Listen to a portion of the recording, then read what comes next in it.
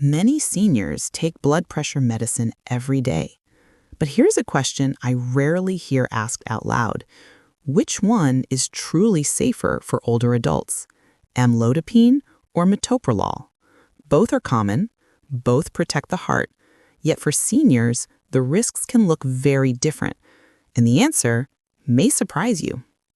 Before we go any further, I need to say this clearly. This video is for education only. It is not medical advice. Always talk to your own doctor before making any change to your medications. Every person's situation is unique.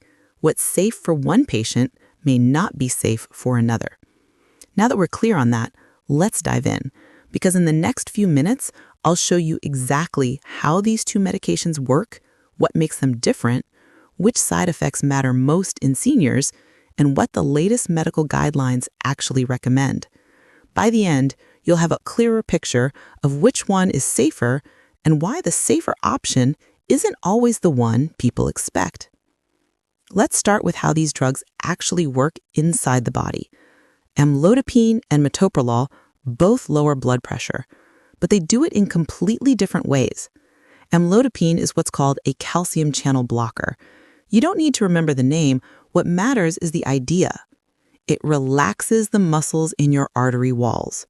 When those muscles relax, the arteries open wider. Blood can flow more easily. Pressure drops. The heart doesn't have to push as hard to move blood through the body.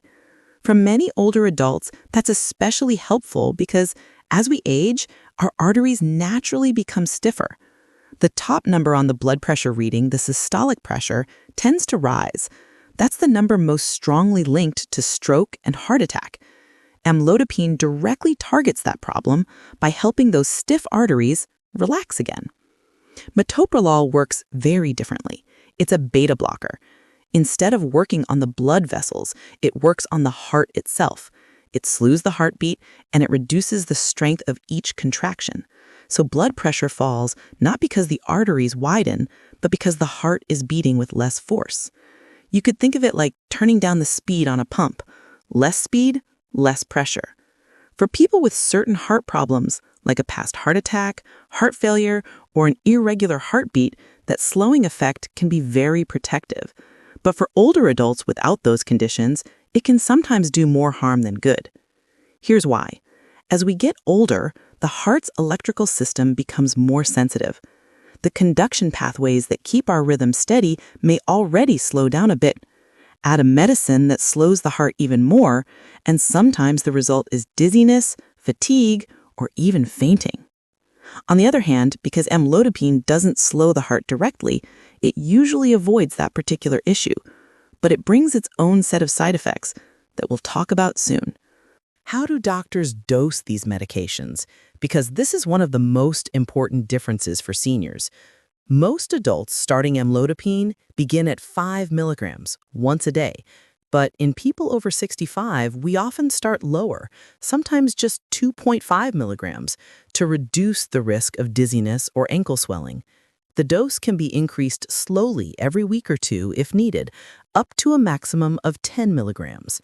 The idea is to find the lowest dose that controls blood pressure without causing unwanted effects. And because amlodipine lasts a long time in the body, it's usually taken once daily, often at night. Metoprolol dosing looks different. There are two main forms, tartrate, which is short-acting, and succinate, which is long-acting. Younger adults might start at 100 milligrams daily, but seniors rarely need that much. In fact, we usually begin with 25 to 50 milligrams a day, sometimes even less. Then we watch closely, not just blood pressure, but heart rate. The goal is to lower blood pressure while keeping the pulse above 60 beats per minute. If the pulse drops too low, we stop increasing the dose, or sometimes we back off. And here's something critical. You should never stop metoprolol suddenly. Doing that can cause chest pain, spikes in blood pressure, or even trigger a heart attack. If the medicine ever needs to be stopped, it must be tapered down gradually, under medical supervision. So both medications can be effective, but how they feel in real life can be very different. Let's talk about that. The most common complaint I hear from patients taking amlodipine is swelling in the ankles or feet. We call it peripheral edema. It happens because the blood vessels widen, allowing a bit of fluid to leak into the tissues. It's not usually dangerous. It doesn't mean the heart or kidneys are failing, but it can be uncomfortable. Shoes may feel tighter. Walking can become tiring. And in frail seniors, that extra swelling can actually throw off balance, increasing the risk of falls. Some people also notice dizziness when standing up, or a warm, flushed feeling, or a mild headache in the first few weeks. These are dose-related, meaning the higher the dose, the more likely they appear. That's why doctors prefer to start low and raise the dose slowly. Metoprolol side effects are a different story. Because it acts on the heart, fatigue is the most common.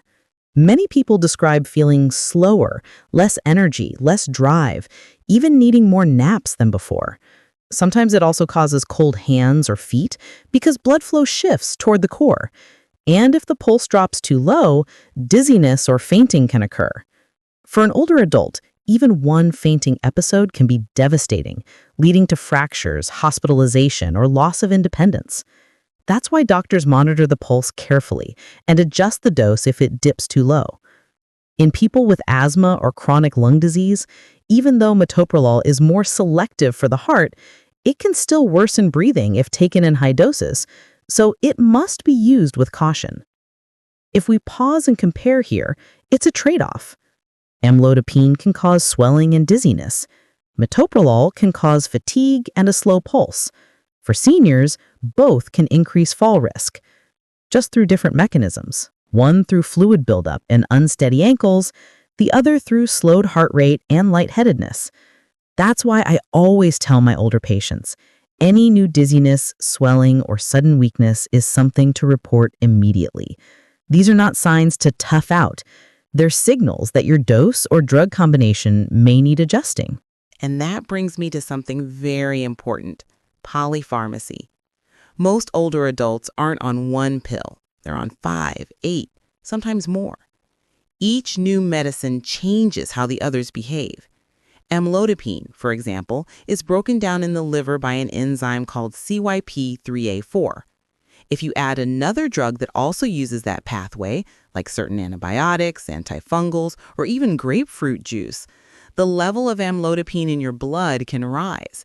That means more swelling, more dizziness, and more risk of low blood pressure.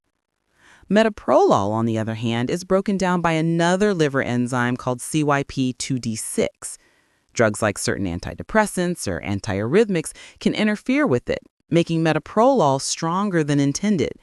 And if a patient is already taking other medications that slow the heart, like digoxin or verapamil, combining them can be dangerous. The pulse can drop too low, sometimes into the 40s or even lower. So when you see your doctor or pharmacist, always bring a full list of your medications, prescription, over-the-counter, even herbal, and update it regularly. You'd be amazed how often dangerous combinations slip through simply because one clinic doesn't know what another prescribed. Now, let's look at what the major medical guidelines say. Groups like the American College of Cardiology and the American Heart Association have studied this question in depth. Their message is clear. For older adults with uncomplicated high blood pressure, meaning no history of heart attack, heart failure, or rhythm problems, calcium channel blockers like amlodipine are usually the first choice. They've been shown to lower systolic pressure effectively, prevent strokes, and reduce cardiovascular risk. Beta blockers like metoprolol, while excellent drugs, are no longer recommended as first-line therapy for blood pressure alone. Instead, they're reserved for patients with specific heart conditions, angina, post-heart attack recovery, certain arrhythmias, or chronic heart failure. In those cases, their protective effect can be life-saving. But outside those conditions, they tend to cause more fatigue and dizziness than benefit, especially in seniors. Here's why that's so important. In older adults, the goal isn't just to hit a blood pressure number. It's to control blood pressure safely without causing side effects that lead to falls, frailty, or hospitalization.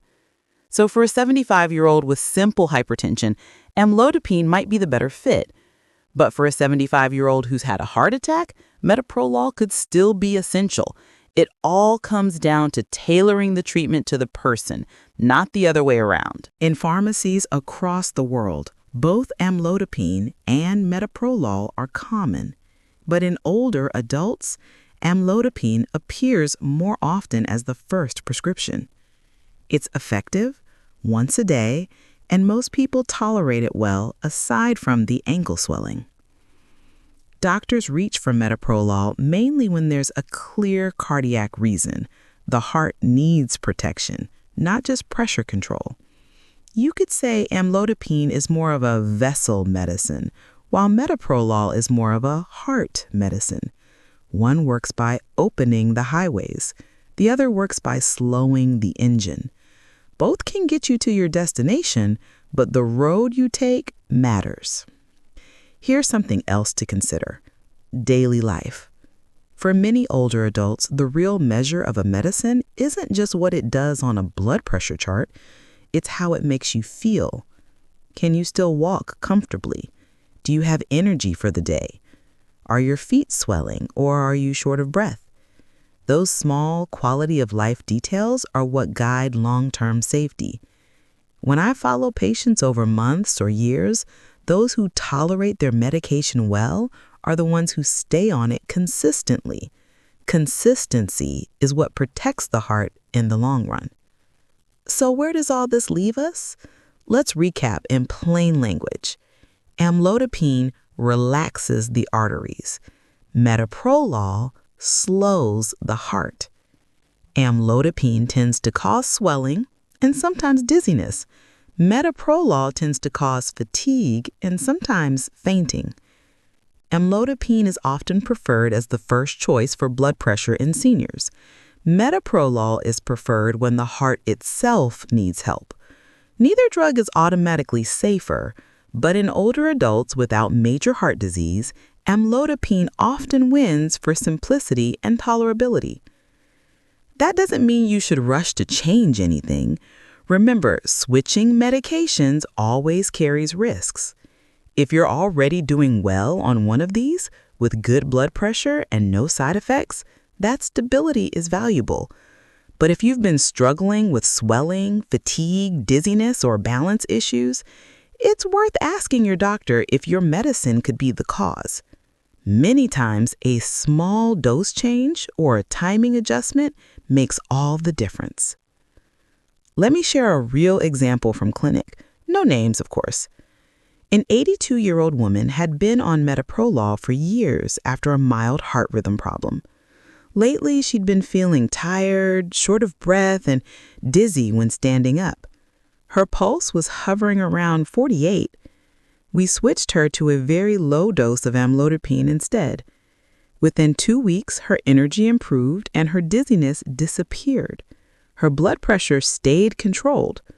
For her, that change gave back a sense of independence, walking without fear of falling. But I've also had the opposite case. A 70-year-old man with a past heart attack whose pressure spiked when we stopped metoprolol. For him, restarting it was life-saving. Every story is different. And that's the message I want to leave you with. Medicines are tools. Each one has its place. What matters is using the right tool for the right person at the right dose. For many seniors, that means starting low, going slow, and keeping close communication with your healthcare team. Always tell them about side effects. Always bring your medication list, and never assume 2 pills that lower blood pressure do it in the same way. Before we wrap up, let's touch quickly on fall prevention because it connects to everything we've discussed. The number one reason seniors end up in the hospital from medication side effects is a fall. Even a gentle drop in blood pressure or a slow pulse can make you lightheaded for a second. That's all it takes. So here's what you can do. When you stand up, take your time. Sit for a few seconds first, then stand slowly. Drink enough fluids during the day, especially in warm weather. And if you ever notice new dizziness, tell your doctor. Never assume it's just aging. Often, it's the medicine. If you've made it this far, Thank you for watching and learning with me. I know this topic can be complicated, but understanding it helps you take charge of your own health. If you found this helpful, please give the video a like and share it with someone who might benefit, a friend, a parent, anyone taking blood pressure medicine. It really helps the channel grow and keeps more people informed. And don't forget to subscribe, because in our next video, we'll talk about something many people on amlodipine never hear about: the foods you should avoid while taking it. Some of them are surprisingly common, and knowing them could help your medicine work better and keep you safer. So stay tuned for that one. Thank you for spending this time with me. I'm Dr. Sarah Martinez, and remember, the goal isn't just a lower blood pressure number. It's living longer, stronger, and safer. Take care of your heart, take care of yourself, and I'll see you in the next video.